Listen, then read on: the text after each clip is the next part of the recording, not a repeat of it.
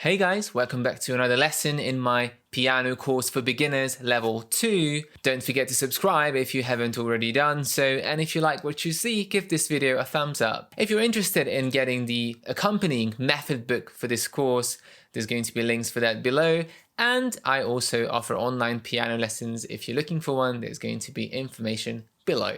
In this lesson, we're going to learn about accidentals or flats and sharps. Until now, we only played the white keys, and there's nothing wrong with that because you can play an awful lot of music just on white keys.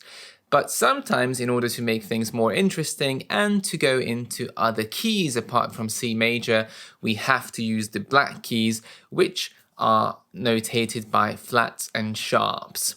So let's have a look at the first sign, which is the sharp sign that you can see on the screen now. And the sharp sign looks like a hashtag, and it is always placed before the left side of a note and on the same line or space where the note is. So for example, you see here is an F. The sharp sign has to be placed on the left side of the note head, so before the note head, and the middle of the sharp sign has to be in the same space or on the same line where the note is. So it's very important. If you have a sharp 3 lines higher than the F, then that's not an F sharp anymore. Now, what is a sharp on the piano? So here we've got the white notes, C, D, E, F. Adding a sharp to a note means that we're going to raise that note up by a semitone. A semitone, or a half step, is the shortest distance between two keys on the piano. So for example, if I look at these two keys here, the white and the black next to it, there's nothing in between them. They are adjacent keys, the very next keys to each other, and we call the distance between these two notes a semitone or a half step. The distance between F and G is not a semitone anymore because we've got one key between them. So every time you find two notes which are right against each other and there's nothing between them, they are called semitones, or the distance of a semitone between the two notes. If I play the F and then I add the sharp to the F, I have to raise the F up, which means to the right, by a semitone. So the closest key to the right is going to be this black note, and that's why we call this black note an F sharp. Now let's find some other sharps. If I play a C and I go up a semitone, I get to the next black note, so C sharp is that. Here is D, here is D sharp. But what happens when I get to E? When I get to E, there's no black note, and the next closest note is the next white note. So E sharp is going to be the next white key because that's the nearest key. So technically E sharp and F is identical on the piano.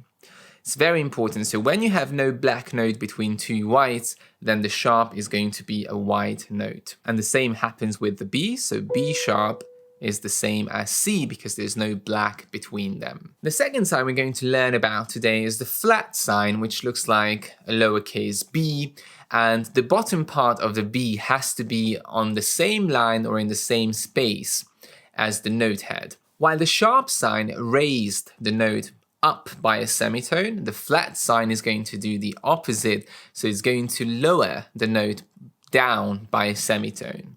So if we come, for example, to G, and we want to find G flat, we have to go down by a semitone or half step, so this is going to be G flat. And this is where it gets very, very confusing because F sharp is the same note as G flat. So all of these black notes are going to have two names depending on where you approach it from. If you approach it from the top, it's going to be a flat. If you approach it from the bottom, it's going to be a sharp. So depending on the direction where it's being flattened or sharpened from. So let's have a few more examples. Here is D, D flat, E, E flat. F, again, there's no black note between them, so if we go down one semitone, we get to E, so E is the same as F flat.